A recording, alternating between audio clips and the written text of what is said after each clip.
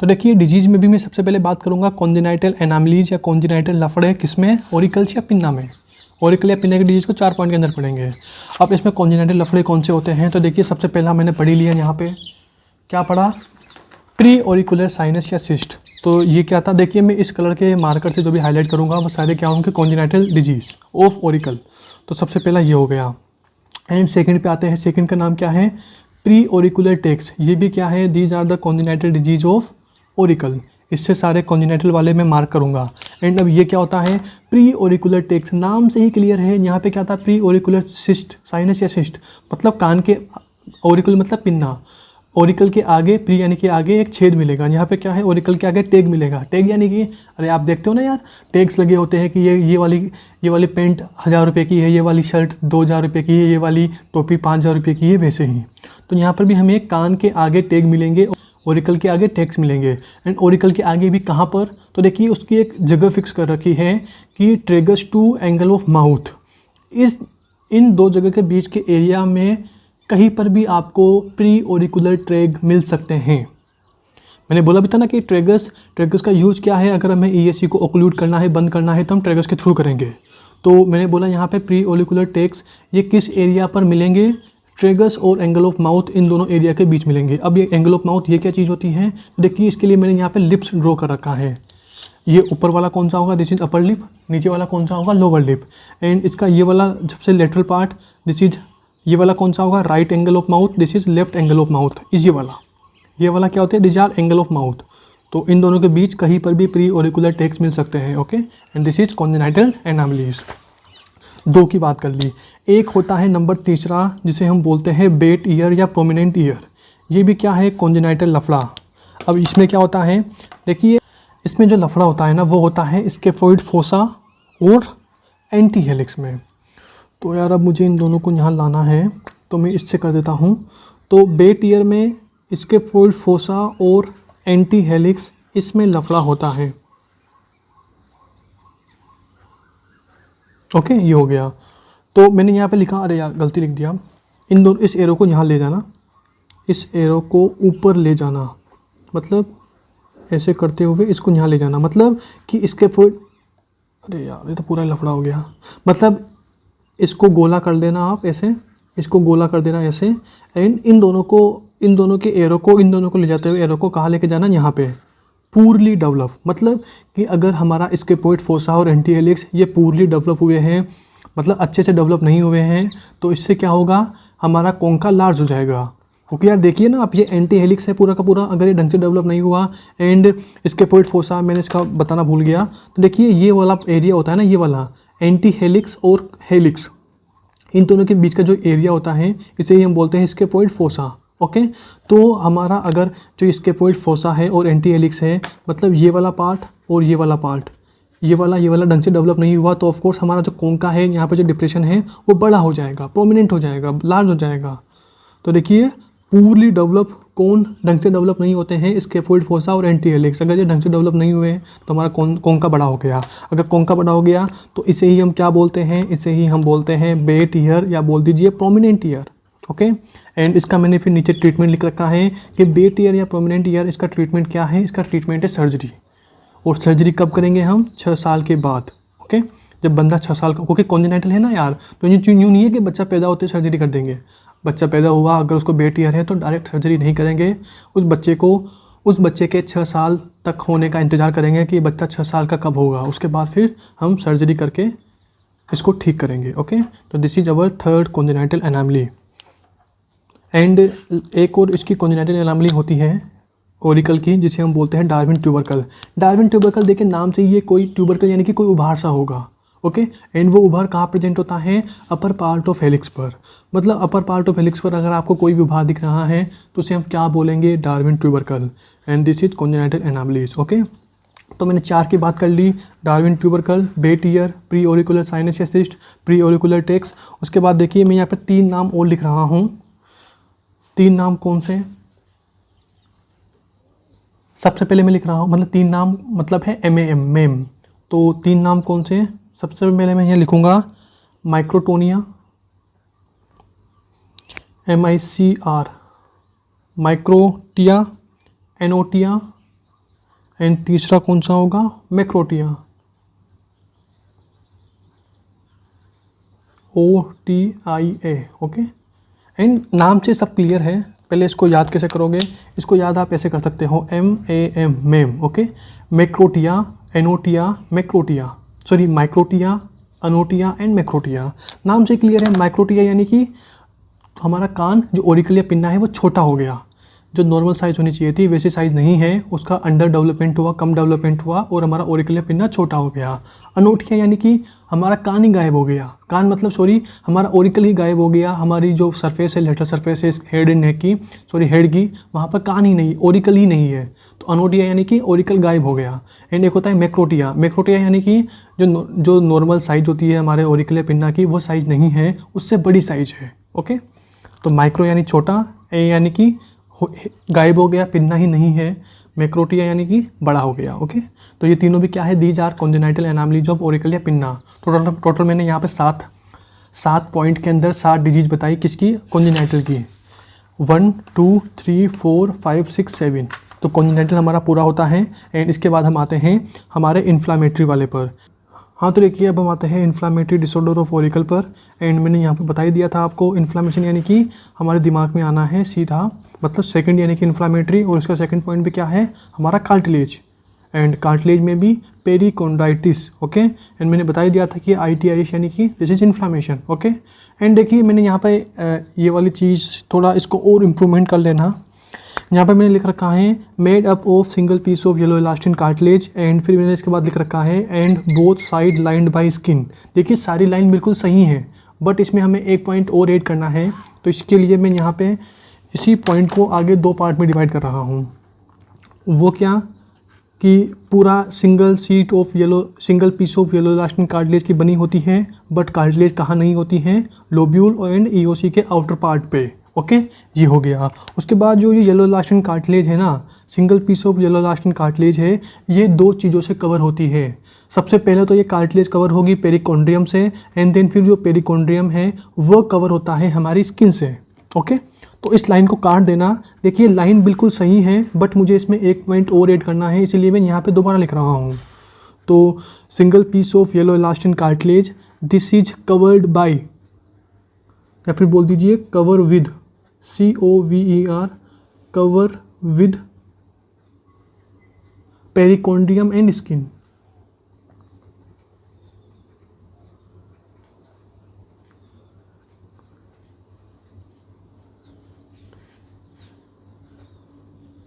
Cover with perichondrium and skin. Okay, मतलब overall अब 3 चीज़ें हो गई। 3 चीज़ें क्या, सबसे पहले आपको क्या मिलेगी, single piece of yellow elastin cartilage मिलेगी, देन इसके ऊपर क्या मिलेगी, पेरिकोंड्रियम मिलेगी, देन इसके ऊपर क्या मिलेगी, आपको स्किन मिलेगी। ओके, ये हो गया। एंड पेरिकोंडाइटिस यानी कि हमारा जो इन्फेक्शन है वो कहाँ होगा, इन्फ्लामेशन है वो कहाँ होगी, हमारे पेरिकोंड्रियम में, यानी कि आउटर पार्ट ऑफ कार्टिलेज में क्या होगी, हमारी इन्फ्लामेशन। ओके, ये हो गया। इसमें इतना ध्यान रखना है। एंड ये इन्फ्लामेशन, देखिए मेनली ये इन्फ्लामेशन होती है अदर डिजीज़ से, लाइक आपका कान कट गया तो उससे पेरिकोंडाइटिस हो सकता है, लाइक आपके कान पे या फिर आपके ओरिकल पे किसी ने जोर से मुक्का मार दिया तो वहाँ पे हिमेटोमा हो गया, यहाँ पे हिमेटोमा हो गया, तो हिमेटोमा की वजह से भी पेरिकोंडाइटिस हो सकता है। ओवरऑल न्यू है कि जो पेरिकोंडाइटिस है ना, ये हमारे लेसरेशन या अवुल्जन इसके कारण भी हो सकता है, हिमेटोमा के कारण भी हो सकता है। ओके, कीलोइड के कारण भी हो सकता है। तो हम इसे पेरिकोंडाइटिस को और भी अच्छे से कहाँ पढ़ेंगे, ट्रोमा के अंदर। ये हो गया। ओके, इतना ही पढ़ना है हमें इन्फ्लामेशन में।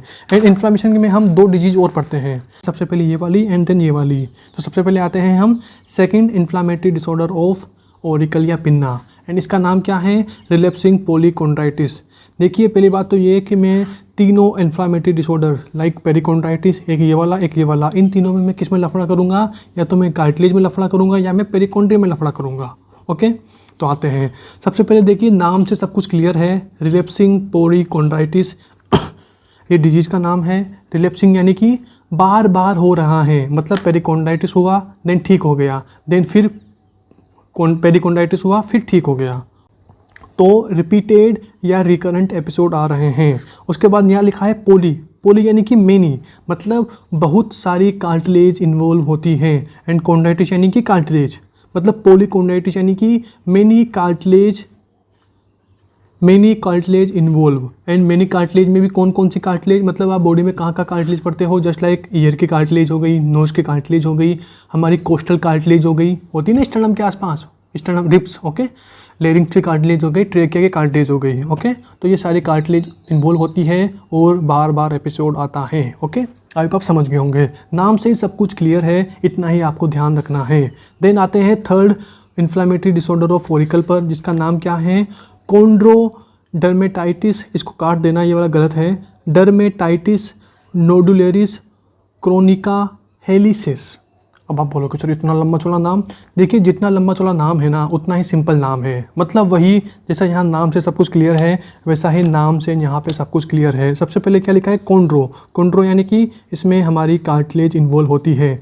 डर्मेटाइटिस यानी कि ऑफ कोर्स डर्मा, फिर डर्मा लिखा है ना भाई, मतलब इसमें स्किन का भी इन्वॉल्वमेंट होता है। अब यार मैंने बोला ना भाई, सबसे पहले क्या होगी, single piece of yellow elastin cartilage होगी, फिर ये कवर करती है पेरिकोन्ड्रियम को, फिर पेरिकोन्ड्रियम कवर करता है, मतलब इस कार्टिलेज को कवर करेगी पेरिकोन्ड्रियम, फिर पेरिकोन्ड्रियम को कौन कवर करता है, हमारी स्किन। ऑफ कोर्स कार्टिलेज भी इन्वॉल्व होगी, स्किन भी इन्वॉल्व होगी। एंड यहाँ पे लिखा है मैंने नोडुलरिस, मतलब हमें नोड्यूल मिलेगा। तो देखिए यहाँ लिख रखा है मैंने नोडुलरिस यानी कि नोड्यूल अपीयर होती है। एंड जो नोड्यूल अपीयर होती है ना वो होती है पेनफुल, मतलब कि अगर कहीं से हमने उसके टच कर लिया ना उस नोड्यूल को तो वो दर्द करेगी। एंड अगर दर्द करेगी तो ऑफ कोर्स हमें सोने में डिफ़िकल्टी होगी, डिफ़िकल्टी इन स्लीपिंग।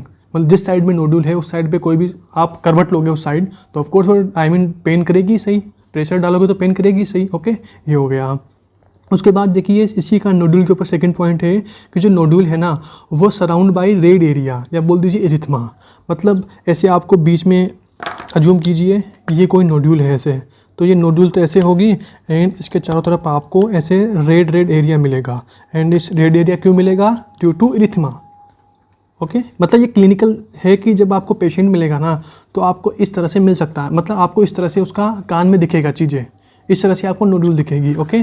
देन देखिए मैं इस वाले लिखना भूल गया था, तो पूरा नाम ऐसे ही है, नोडुलरिस क्रोनिका हेलिसिस। क्रोनिका मतलब नाम से क्लियर है कि दिस इज़ क्रोनिक कंडीशन, मतलब यूँ नहीं है कि मतलब अक्यूट इंस्टेंट नहीं होती है, इस नोड्यूल को बनने में थोड़ा टाइम लगता है, मतलब ये चीज़ थोड़ा टाइम लगेगा, क्रोनिक कंडीशन। एंड नाम से क्लियर है, हेलिसिस यानी कि कहाँ पे होती है ये नोड्यूल, ये होती है हमारे हेलिक्स पर। हेलिक्स यानी कि ये वाला जहाँ पे डार्विन ट्यूबरकल थी, यहाँ पर ही आपको ये नोड्यूल मिलेगी।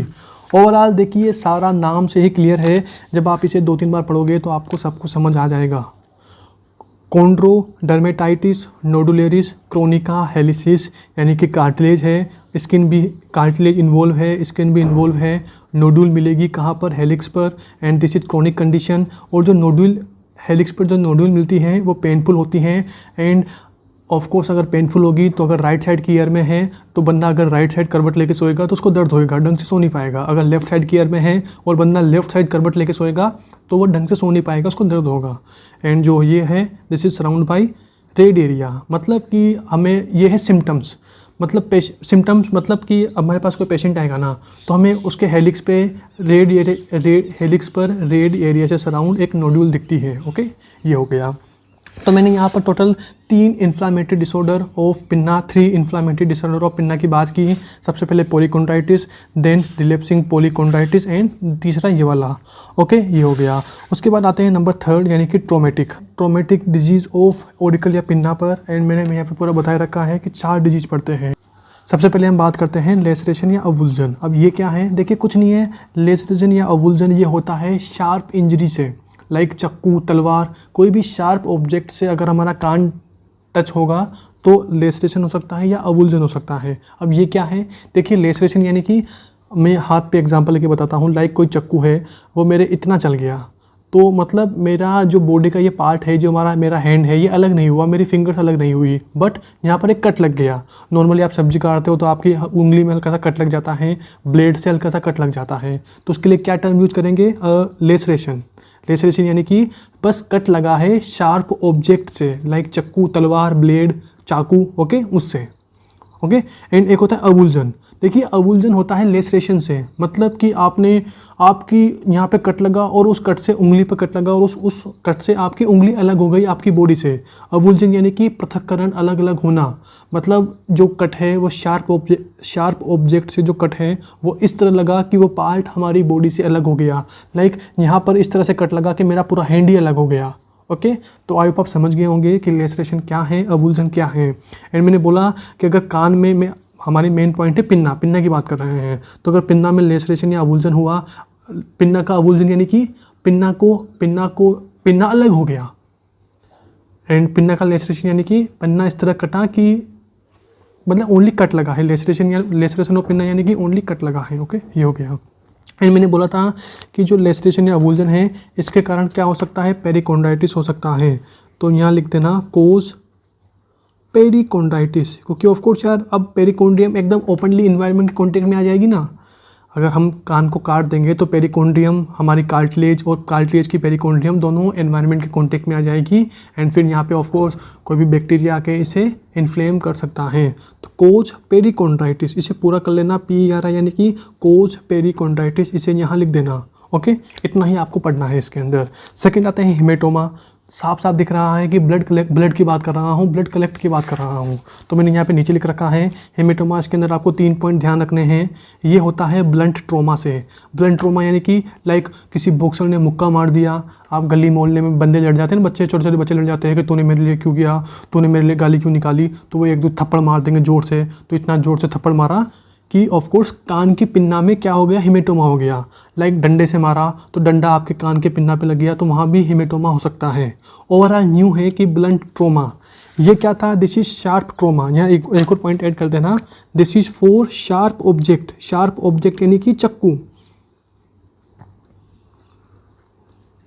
OBJ, शार्प ऑब्जेक्ट यानी कि चक्कू, तलवार, ब्लेड, उससे कोई भी लफड़ा होगा तो लेसरेशन या अवुल्जन होगा।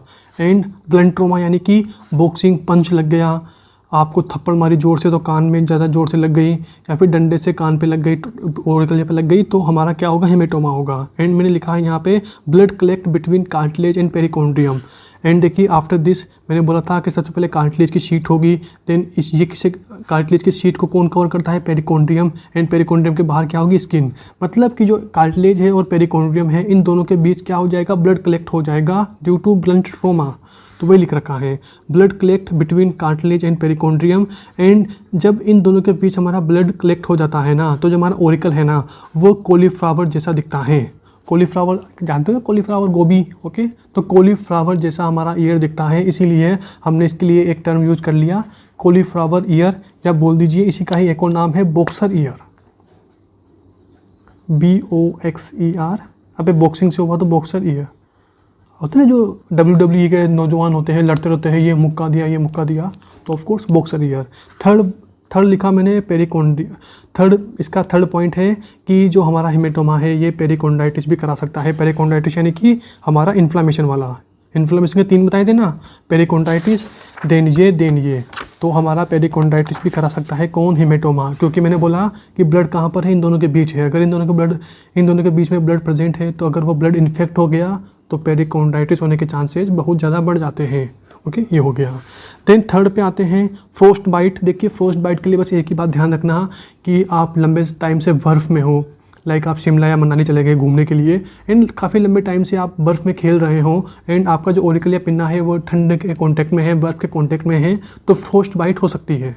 ओके, और देखिए फ्रोस्ट बाइट ये यहीं पर कान के लिए वर्ड यूज़ नहीं किया जाता, ये पैरों में भी हो सकती है, हाथों में भी हो सकती है। फ्रोस्ट बाइट में फ्रोस्ट का मतलब क्या है, ठंड। आप ठंडे इलाके में हो, शिमला मनाली घूम रहे हो, तो फ्रोस्ट बाइट होगी, इतनी ध्यान रखना बस। ओके, नंबर 4 यानी कि कीलोइड। कीलोइड के लिए मैंने एक बात बोली थी, ऑर्नामेंटल, जो लड़कियां कान में झुमके पहनती है, तो उसका मतलब कीलोइड। यानी कि इसके लिए 2 बातें आपको ध्यान रखनी है, ड्यू टू ईयर पियर्सिंग, मतलब जो गर्ल्स होती है, स्पेशली आजकल तो लौंडे भी बच्चे भी करवाने लग गए, मतलब बॉयज़ भी करवाने लग गए अपने कान को छेद। तो due two year piercing for ornamental, and बहुत से क्या करवाते हैं, बहुत से लोब्यूल को पियर्स करवाते हैं ऑर्नामेंटल पहनने के लिए, बहुत से हेलिक्स को पियर्स करवाते हैं, बहुत से दोनों को करवाते हैं। तो ओवरऑल कीलोइड मतलब ये होता है अननेचुरली, मतलब कि यार नॉर्मली हमारे ओरिकल में या फिर कान में कोई भी छेद नहीं होता है, बट हमने अगर ऑर्नामेंटल पहनने के लिए कोई भी छेद करवाया है लोब्यूल या हेलिक्स पर, तो हमारे वहाँ पर कीलोइड होने के चांसेस बहुत ज़्यादा बढ़ जाते हैं।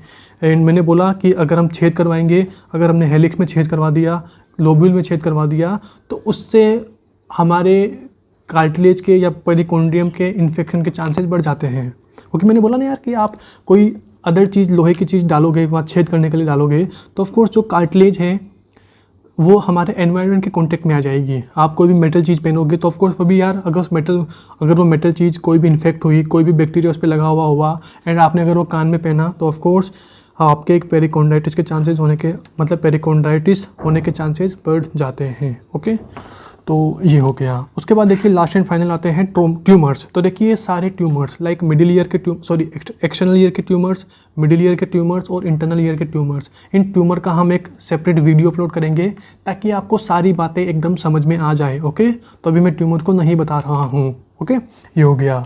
ओवरऑल देखिए मैं डिजीज़ को एक बार पूरा बता देता हूँ आपको। कॉन्जेनिटल डिजीज़, इसके अंदर मैंने 7 पॉइंट बताए, 1 2 3 4 5 6 7। ओके, इससे जितना भी ये सारा क्या है कॉन्जेनिटल डिजीज़। तो टोटल मैंने यहाँ पे 7 डिजीज़ आपको बताई।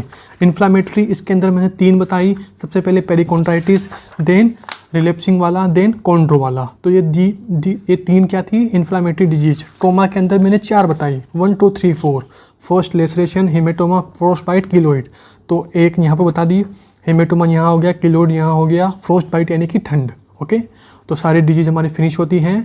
एंड अब हम नेक्स्ट वीडियो में आपसे बात करेंगे इस चार्ट की, एंड इस चार्ट में भी किसकी बात करेंगे, हमारे एक्सटर्नल ऑडिटरी कैनाल की।